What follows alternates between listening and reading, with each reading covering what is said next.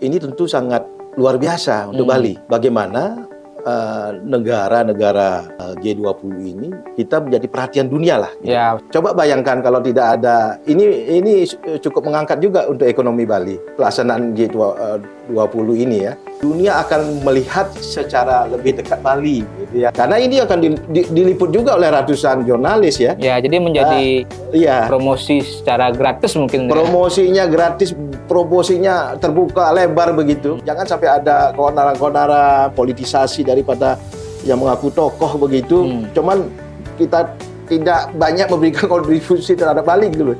Janganlah dimanfaatkan. Mari kita sukseskan event ini.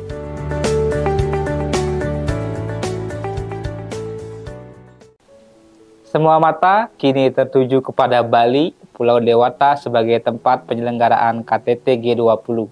Tentu banyak hal, banyak dampak positif yang diterima oleh Bali atas penyelenggaraan event berskala internasional dan menjadi event terbesar setelah Bali dihantam pandemi COVID-19.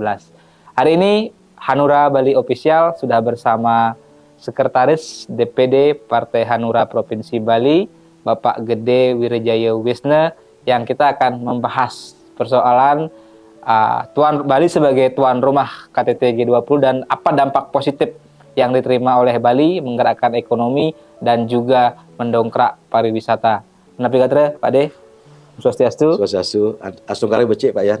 Ya. Ini Pak De kan juga punya latar belakang di ekonomi, di sektor pariwisata juga ada concern di sana. Bagaimana melihat event G20 untuk Bali ini kan tentu bisa kita katakan menjadi hal yang sangat membanggakan, bahkan tanda kutip mungkin obat mujarab lah setelah kita dihantam pandemi COVID, pariwisata hampir kolaps, tapi sekarang sudah begitu menggeliat dengan adanya KTT G20.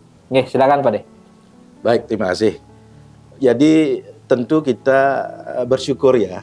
Pelaksanaan presidensi KTT G20, Group of 20, itu bisa dilaksanakan di Indonesia, khususnya di Bali ya.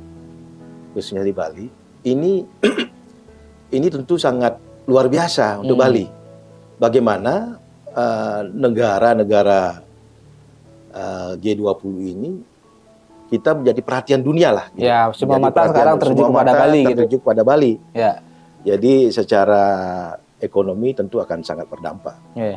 Dan dari sejarahnya ketika G20 ini mulai dibentuk ya.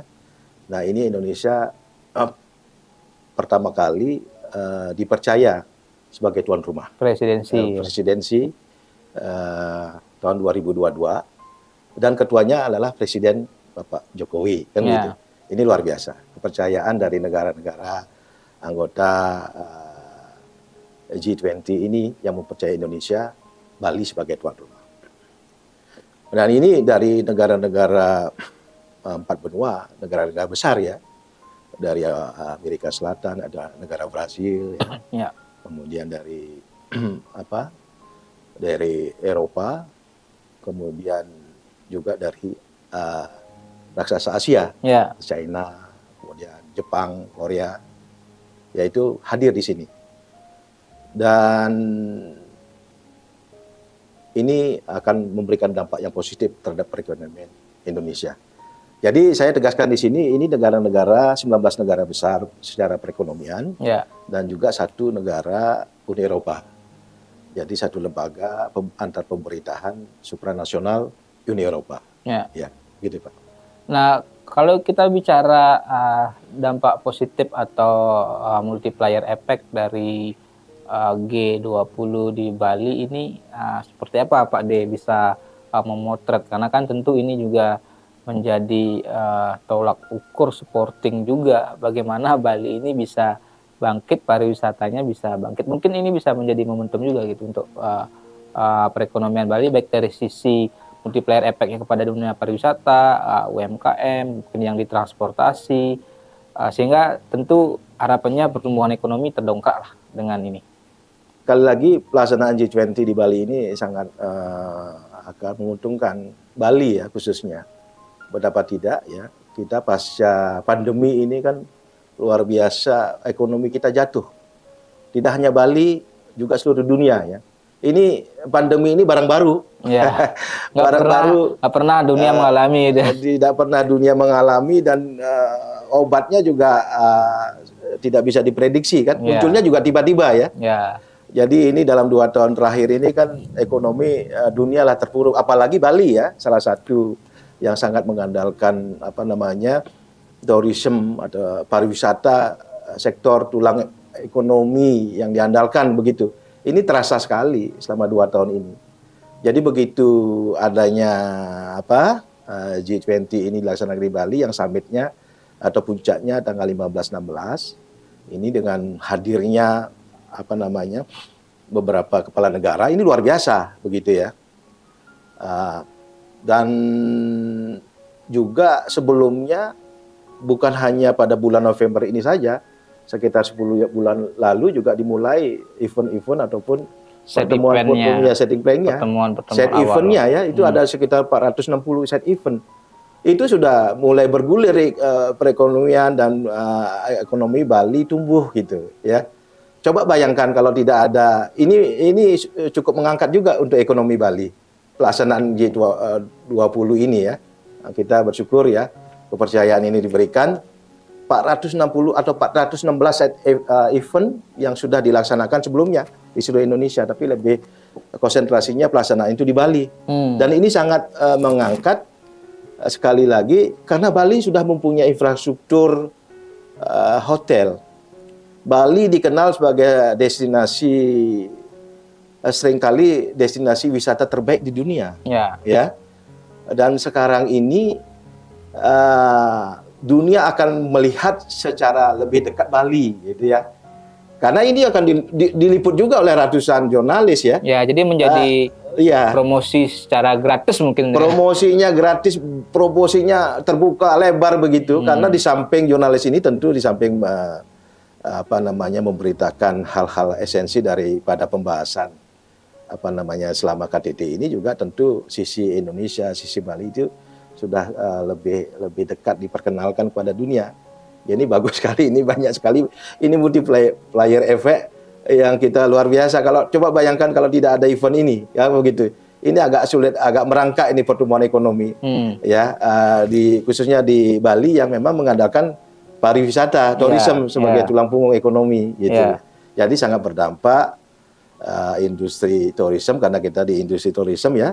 Misalkan jasa transportasi sudah mulai bergulir, kemudian perhotelan, hunian hotel ya, termasuk UMKM juga. UMKM ini yang memang selalu dimanapun harus menjadi atensi karena dia sektor real gitu ya. Kalau ada makroekonomi, ada mikroekonomi. Mikroekonomi ini pelaku usaha kecil ini yang memang harus terus dibangun oleh pemerintah ya untuk dia talenta tapi kadang-kala dia terbentur di permodalan. Dan dengan momen ini juga mereka ada kesempatan. Apalagi sekarang kan didukung oleh sistem digital ya. Dia promonya main medsos apa segala. Dan tidak sedikit, jangan dianggap enteng ini. Ketika ini menjadi perhatian dari pemerintah, jadi kreativitas daripada UMKM ini tidak jarang mereka meningkatkan level gitu ya. Jadi mulai dari pengusaha UMKM, kemudian mulai meningkat jadi pengusaha menengah, dan ketika akses ini dibuka lebar lewat teknologi, mereka bisa besar. Hanya harus didukung oleh pada kebijakan pemerintah, stimulus dengan memberikan kredit murah gitu, apalagi mungkin. Nah ini tentu ada seleksi-seleksi dari ini, tapi itulah bagian yang sekiranya akan terlihat sekali dalam mendongkrak ekonomi KTT 20. Ya, ini kan terbukti juga dalam konteks itu sudah kelihatan pertumbuhan ekonomi Bali di triwulan 3 tumbuh 8% secara on year gitu. On year, jadi tahun ini dibanding tahun sebelumnya di waktu yang sama itu udah tumbuh lumayan loh. 8%. Bahkan di atas pertumbuhan ekonomi nasional. Sebelum pelaksanaan G20 kita selalu di bawah. Di bawah pertumbuhan ekonomi nasional. Ya, tapi sebelum pandemi memang Bali memang selalu di atas pertumbuhan ekonomi nasional yang kisaran 5% gitu loh. Tapi pandemi ini jelas menjadi cermin bahwa kita sangat tergantung dari perekonomian tourism gitu loh. Tapi sekarang ini kan bisa kita rasakan dampak daripada pelaksanaan G20 ini. Berapa tadi Pak? 8,6% kalau pertumbuhan ekonominya. Ini luar biasa gitu.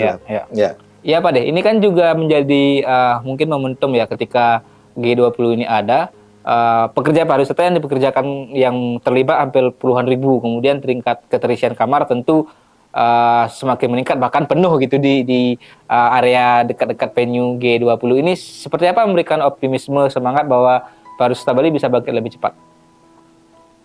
Ya betul, ini pelaksanaan G20 ini membuat Bali khususnya ini momentum yang sangat bagus ya, sangat mengembirakan gitu ya. Jadi dari 20 anggota G20 ini ya, itu ribuan delegasi gitu. Tidak hanya ratusan, kalau Amerika saja itu bisa delegasinya sampai ribuan gitu. Ya ini ada 20 negara, 19 negara besar secara perekonomian plus Uni Eropa, bisa dibayangkan. Nah ini yang menggulirkan ekonomi.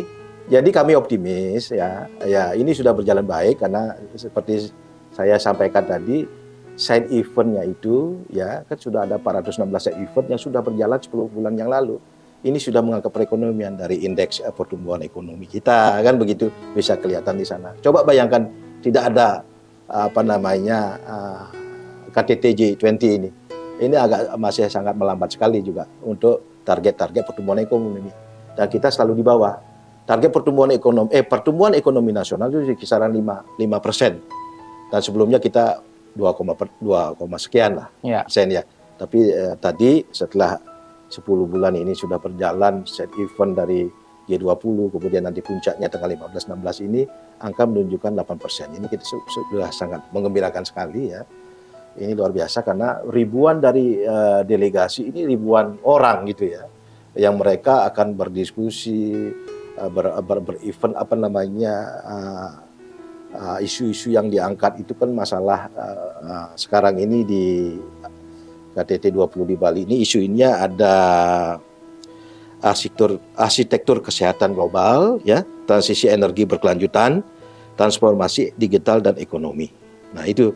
Ini seiring dengan juga di masa pemulihan ekonomi. Bagian dari recovery setelah pandemi gitu ya. Dengan tema kan ya recover. Jadi G20 Pak ya, G20 ini awalnya kan dibentuk atas respon terhadap krisis moneter keuangan tahun 2000 berapa itu kalau nggak salah itu 2008. Dan sehingga ada secara kebersamaan ya itu bisa dipecahkan bersama solusi kebersamaan. Makanya ada apa istilahnya itu recovery together, recovery stronger ya. Dengan kebersamaan ini ya negara-negara dalam boleh lebih kuat, boleh lebih cepat bersama untuk bersama lebih kuat bersama gitu ya. Kurang lebih begitu ininya apa istilahnya itu topiknya ya. Slogannya lah. Jadi itu cerminan. Jadi yang dibahas sekarang selain ekonomi ya juga transisi energi ya. Energi ini bagaimana energi baru dan terbarukan ini ya. Investasinya mahal, tapi sebelumnya energi baru dan terbarukan ini murah gitu loh. Cuma investasinya awalnya mahal. Kan kalau matahari gitu kan energi solar energi, wind energi, angin dan sebagainya. Ini awalnya mahal dan juga mengurangi emisi karbon. Ini kan salah satunya. Di samping itu juga kesehatan karena bagaimana kita recovery daripada sisi pemulihan ekonomi pasca pandemi. Kita akan menerima manfaat yang betul ya pada sektor kesehatan seperti misalkan sistem ketahanan kesehatan global ya. Bagaimana harmonisasi standar protokol kesehatan global serta pengembangan pusat studi serta manufaktur untuk pencegahan, persiapan dan respon terhadap krisis kesehatan yang akan datang. Sehingga kita ke depan tidak gagap lagi terhadap pandemi ini. Nah ini yang diantisipasi, ini yang dibahas kurang lebihnya. Jadi ini juga bagian dari spirit bersama dari negara KTT 20 untuk membahas persoalan global. Krisis saat ini, kekinian ini ke pandemi. Kalau dulu juga penguatan misalkan WHO yang punya mandat dia di sana, ya kewenangan kita diakui oleh negara-negara di dunia. Tapi diperkuat secara ekonomi gitu loh. Nah, Mungkin beberapa poin terakhir Pak De. Ini kan ketika sudah begitu besar dampak yang bisa kita terima dari KTT G20 dan juga berbagai side event yang sudah berjalan hampir 10 bulan lebih gitu, atau hampir setahun begitu. Bagaimana ini kan harus kita sukseskan bersama gitu. Iya, betul. Ya, bagaimana ajakannya kepada masyarakat Bali sehingga juga mengurangi hal-hal yang bersifat bisa mengganggu kondusivitas atau malah kontraproduktif dengan apa yang akan kita terima sebagai imbas positif gitu. Ya, sekali lagi ini kita syukuri momentum yang sangat baik dalam mengangkat ekonomi khususnya Bali ini ya, dengan penyelenggaraan KTT 20. Ya, ini juga sudah diantisipasi oleh pemerintah dengan meningkatkan keamanan ya, keterlibatan dari 25 desa adat terdekat gitu ya, di Badung dan Pasar. Ini juga dari Polri, TNI untuk pengamanan, dan juga diimbau warga masyarakat untuk keamanan keterlibatan di daerah masing-masing kan, wilayah masing-masing kan begitu. Ini sudah baik, mari kita sukseskan event ini sehingga nanti ada kelanjutan. Jadi kesan-kesan yang baik dari soal keamanan kan. Ya. Kenapa Bali dipercaya, Indonesia dipercaya? Pertama, infrastrukturnya sudah luar biasa, sudah mendukung. Kedua, memang Bali ini dikenal sebagai dinasti wisata yang terbaik di dunia. Ya. Seringkali mendapat predikat seperti itu. Ketiga, juga keamanannya yang diyakini sangat luar biasa. Maka dari itu kita jaga, ya, kita sukseskan ini, jangan sampai ada hal-hal yang merecoki ya. Dan kepada saya inginkan juga, kami imbau juga jangan ada pihak-pihak ataupun oknum ataupun yang merasa tokoh ya, yang memanfaatkan situasi ini mempolitisasi gitu loh untuk kepentingan ANSI ya, yang sebenarnya belum banyak berkontribusi terhadap Bali. Ya. Jangan ini digunakan, jangan dipolitisasi gitu loh. Ya. Mari kita jaga bersama ya keamanan ini sehingga nanti delegasi peserta dari negara-negara besar ini yang akan menyampaikan kesan baik ini ke negara setelah kembali mereka itu mempunyai kesan yang baik gitu loh. Jangan sampai ada keonaran-keonaran, politisasi daripada yang mengaku tokoh begitu. Cuman kita tidak banyak memberikan kontribusi terhadap Bali gitu loh. Janganlah dimanfaatkan. Mari kita sukseskan event ini. Ya, saya kira gitu. Oke, kita sukseskan bersama event KTT G20 yang tentunya akan memberikan sudah sebenarnya memberikan banyak dampak positif, dan ini menjadi momentum pariwisata Bali untuk bangkit. Kan begitu, Pak De? Oke, terima kasih Pak De. Kita akan sambung di kesempatan berikutnya, dan juga Hanura Bali tentu punya komitmen yang serius, yang jelas, yang tegas ikut mengawal menyukseskan KTT G20 dan sukses untuk kita bersama. Sekian Hanura Bali Official. Om Santi Santi Santi Om.